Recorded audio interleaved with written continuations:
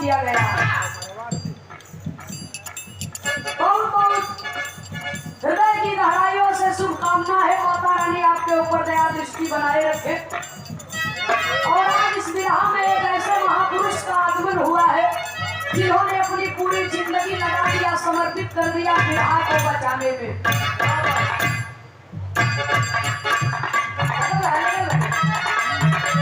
51 रुपया भाई की ओर से आया नाम शब्द कहा करे के चाहे चाहे हम हो चाहे क्यों हो, हंसी मजाक थोड़ा सा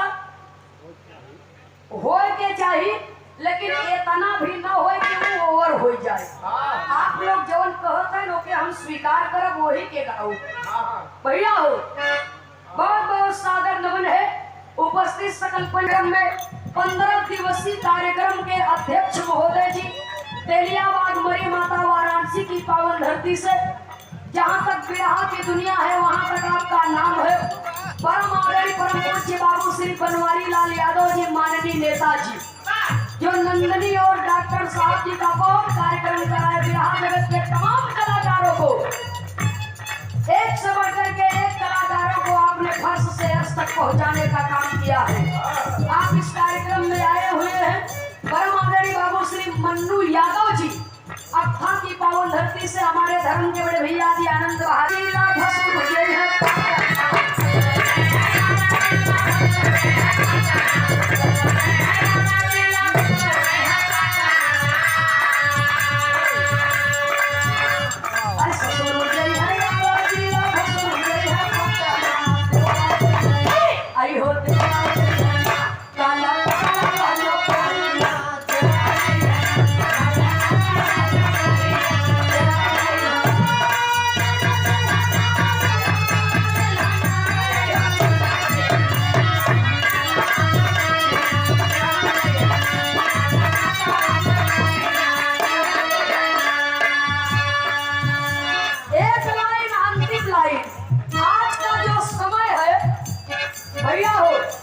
चाइनीज आइटम पर मनई ढेर टूटत है।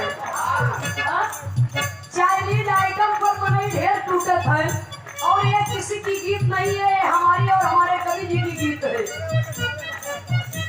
कवि लिखते हैं बाबूजी चाइनीज आइटम पर लोग टूटत हैं क्योंकि चाउमीन पसंद बा, क्योंकि बर्गर पसंद बा, क्योंकि पिज्जा पसंद बा।